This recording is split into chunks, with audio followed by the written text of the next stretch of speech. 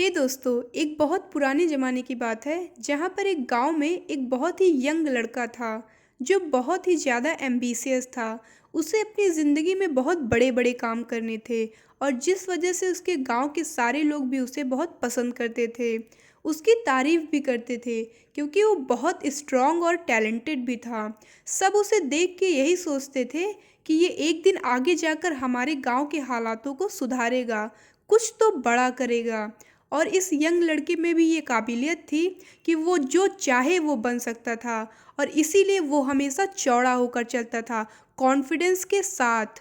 उसकी आंखों में हमेशा कॉन्फिडेंस दिखता था जो कि ऐसे ही नहीं आया था। उस कॉन्फिडेंस के पीछे थी उसकी मेहनत। मेहनत बिकॉज दिन के घंटों घंटों वो बहुत ही ज़्यादा तलवारबाजी सीखता रहता था, ट्रेनिंग करता था, जिसकी वजह से उसकी बॉडी भी बहुत स्ट्रांग बन गई थी। ऐसा कई बार हुआ जब वह तलवारबाजी करके घर वापस आ रहा होता था तो रास्ते में कई लड़कियां उसे देखकर स्माइल कर देती थी। वह भी उन्हें देखकर स्माइल कर देता था, जिनमें से एक लड़की को वो पसंद भी करता था। बट फिर भी उन लड़कियों पर ज़्यादा फोकस नहीं करता था और वापस से घर आकर तलवार को धार करने में ज़्यादा टाइम बिताता था। उसे पकड़ता, उसकी प्रैक्टिस करता था और फिर ट्रेनिंग करता था। ऐसे रात में भी वह कुछ न कुछ ऐसा करता था जिससे वह अपने आप को आगे ले जा सके। एक दिन क्या हो रहा था कि रात के अंधेरे में भी वो लालटेन जलाकर अपनी तलवार को तेज कर रहा होता है। तभी अचानक उसे पीछे से धीरे से एक आवाज़ सुनाई देती है। वह आवाज़ उसका नाम पुकार रही होती है, लूसियस। नाउ ये लड़का जैसे ही आवाज़ सुनता है वो फौरन खड़ा हो जाता है अपनी तलवार लेकर अटैक करने के लिए। पर जब वह मुड़कर देखता है तो वहाँ पर कोई इंसान नहीं था, बल्कि वाइट और एकदम ब्लड हवा में कोई चीज़ फ्लोट हो रही थी। ये चीज़ एक स्पिरिट थी, आत्मा थी। एक आत्मा जिसे भूत भी बोला जा सकता है। ये जो आत्मा होती है ना, एकदम अजीब सी होती है। ना ही अच्छे से मेल दिख रही होती है, ना ही फीमेल, और ना ही हैप्पी ना ही सैड। एकदम इमोशनलेस और ब्लैंक एक्सप्रेशन के साथ वह हवा में उड़ रही होती है और उड़ते उड़ते ही वो बोलती है, मैं एक आत्मा हूँ, मेरी ये शक्तियाँ हैं कि मैं किसी को भी कुछ भी दिखा सकती हूँ। तुम जो भी देखना चाहो मैं तुम्हें वो दिखा सकती हूँ। पर लड़के को बात समझ नहीं आती, लेकिन वह डरता भी नहीं है और तलवार उठाकर बोलता है, तुम कौन हो, तुम्हें क्या चाहिए? आत्मा बोलती है, मुझे कुछ नहीं चाहिए, मैं बस तुम्हें अपनी पावर दिखाना चाहती हूँ। मैं एक आत्मा हूँ जो तुम्हें वह सारी चीज़ें दिखा सकती हैं जो तुम देखना चाहते हो।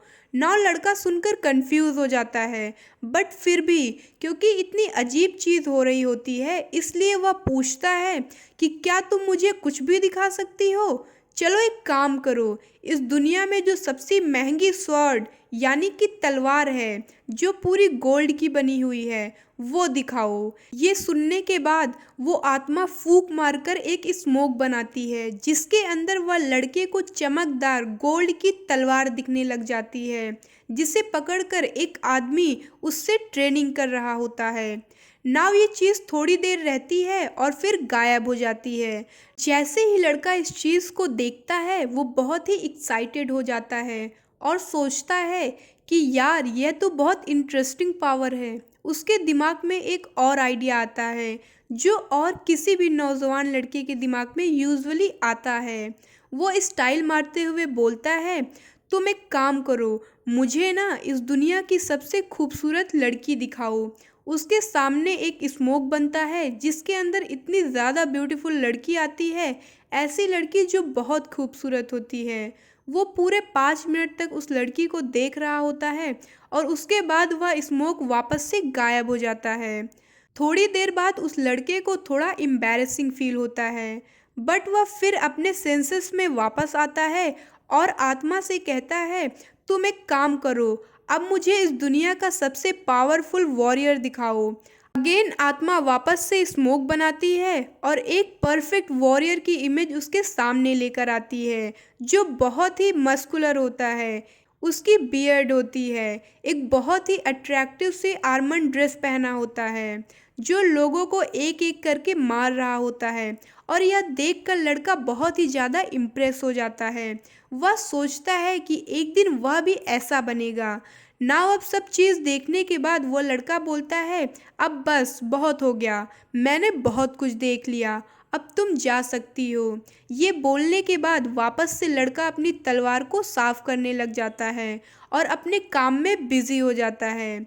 नाव आत्मा रिप्लाई करते हुए कहती है, ठीक है, तुम्हें कुछ नहीं देखना तो कोई बात नहीं, अभी मैं तुम्हारे घर से जा रही हूँ और कभी भी तुम्हारा मन करे वापस से कुछ भी देखने का तो तुम अपने घर के बाहर बाजू में जो जंगल है वहाँ पर आ जाना। वहाँ पर मैं तुमको वापस से वह सारी चीज़ें दिखा सकती हूँ जो तुम देखना चाहते हो। बट वह यंग आदमी उसकी बातों को इग्नोर करता है और वापस अपने काम में लग जाता है। और जैसे जैसे हफ्ते गुजरते हैं, एक एक दिन करके वापस से लड़के को वो सारी चीज़ें याद आने लगती हैं जो उसने देखा।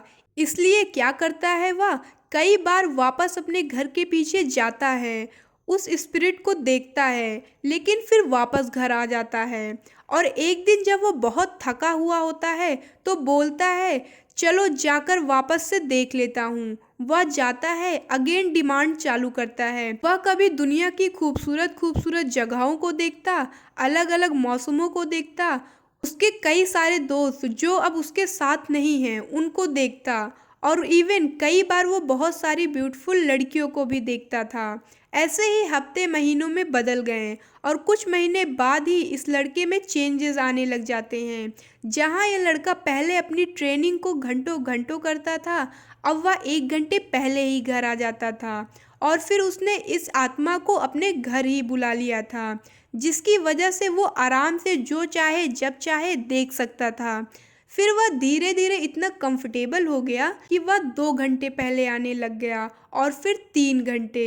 वह कई बार आके आत्मा को बोलता था कि मुझे दिखाओ अच्छे वॉरियर्स कैसे लड़ते हैं, और वो रिपीट मोड में यही सब चीज़ें बार बार देखने लगा। वो नए नए लोगों को लड़ते हुए देखता और सोचता, काश मैं भी एक दिन ऐसा बनूं। ऐसे ही वह धीरे धीरे थोड़ा थोड़ा चेंज होने लग गया।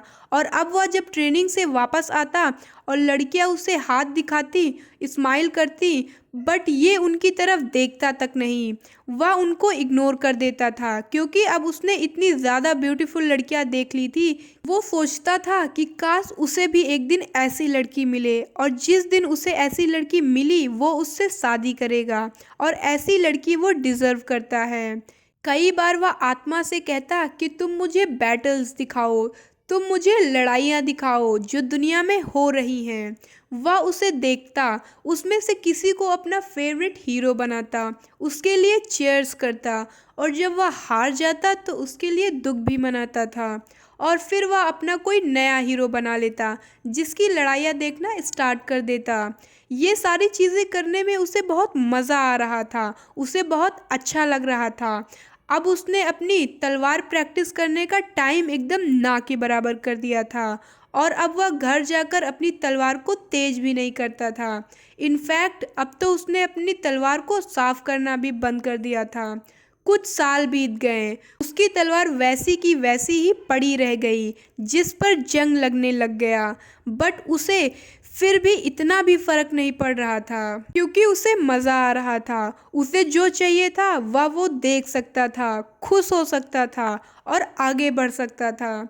और ऐसा नहीं था कि उसे मज़ा ही आ रहा था, अब वह धीरे धीरे दूसरे ग्रेट वॉरियर्स से जेलसी भी फील कर रहा था, क्योंकि वो अपने आप को देख रहा था कि वो अब इतना स्ट्रांग नहीं है और दूसरे बहुत ज़्यादा स्ट्रांग हैं। एक टाइम के बाद उसे ऐसा लगने लगा कि अब वह कभी वॉरियर नहीं बन सकता, और दूसरे जो बन रहे हैं वो उसे बहुत हटके हैं, उनके पास बहुत सारी चीज़ें हैं जो उसके पास नहीं हैं। यही नहीं, वह वॉरियर बन भी नहीं पाएगा।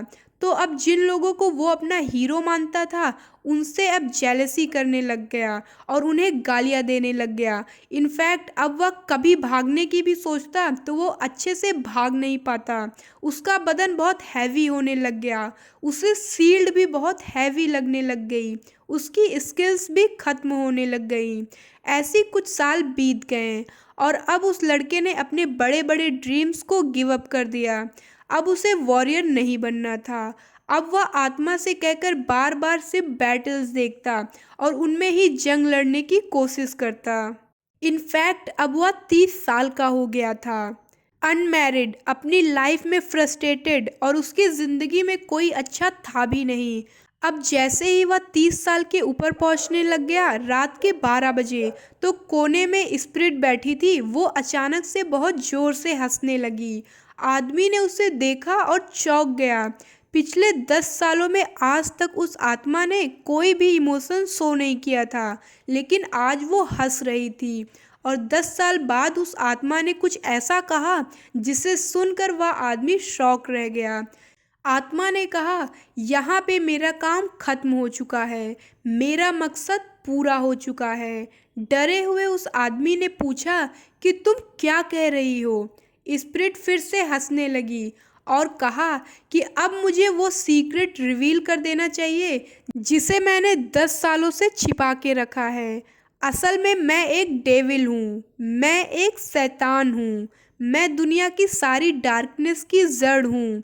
आज रात इस गांव में एक डीमन यानी कि पिशाच हमला करेगा और प्रोफेसी में यह बताया गया था कि तुम इस डीमन को हराने के लिए पैदा हुए थे, इस दुनिया की ग्रेटेस्ट वॉरियर बन सकते थे।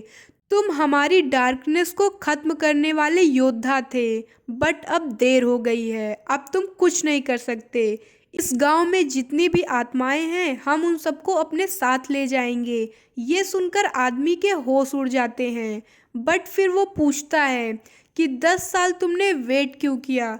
तुम तो 10 साल पहले भी मुझे मार सकती थी ना।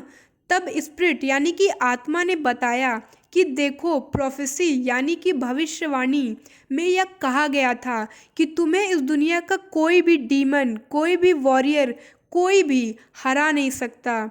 और मैं तो बस एक छोटी सी स्पिरिट हूँ। मुझ जैसी आत्माएं तुम्हें बिल्कुल नहीं हरा सकती थी। मैं तो तुम्हें छू भी नहीं सकती। पर तुम्हें कोई हरा सकता था तो वो तुम खुद थे। इसलिए मैंने तुम्हें लड़ने के बजाय तुम्हें धीरे धीरे जहर दिया, एक ऐसी चीज़ करी जिसकी वजह से तुम धीरे धीरे वीक होते गए और एक कमज़ोर आदमी बन गए, जो ना खुद को और ना ही कभी किसी गांव वालों को और ना ही खुद के गांव को बचा सकता है। यह सुनने के बाद वो आदमी का दिमाग पूरा हिल गया। उसे बहुत ज़्यादा खराब फील होने लग गया। उसके पेट में दर्द चालू हो गया, दर्द इतना ज़्यादा कि वो ज़मीन पर लेट गया। वो धीरे धीरे पेन में ही उससे कहा कि क्या मैं उन खूबसूरत दृश्यों को एक बार फिर से देख सकता हूँ? स्पिरिट ने हंसते हुए कहा, हाँ, हमेशा। तो दोस्तों, मैंने आपको ये जो कहानी बताई, ये बहुत पुराने टाइम की है। नहीं, ये सच नहीं था। सच तो ये है कि ये कहानी आज के मॉडर्न मेन की है। बिकॉज देखो, जो स्पिरिट यानी कि आत्मा है, वो आज के इंसानों को स्लो पॉइजन दे दे के मार रहा है। वह कहीं ना कहीं बहुत ज़्यादा इंटरनेट, सोशल मीडिया का यूज़ है। आपका ज़रूरत से ज़्यादा मोबाइल यूज़ करना ही है। इंटरनेट, इंस्टाग्राम, फेसबुक, यूट्यूब और ऐसे तमाम ऐप्स और हैं। और ऐसी बहुत सारी बिलियन डॉलर्स कंपनीज़ हैं जो आपकी लाइफ को इतना ज़्यादा इजी बना रही हैं। नहीं, वो एक्चुअल में आपको वीक बना रही हैं। और जिसके ऊपर एक कोट भी है, hard times create strong man creates good time, and good times create weak man, and weak man creates hard time. ये एक साइकिल है जो पूरी हिस्ट्री में बार बार रिपीट होता है। जब भी हम इंसान वीक होने लग जाते हैं तो एक्चुअल में एक ऐसा टाइम क्रिएट कर देता है जो सबको बर्बाद कर देता है। और ये बिल्कुल सच है।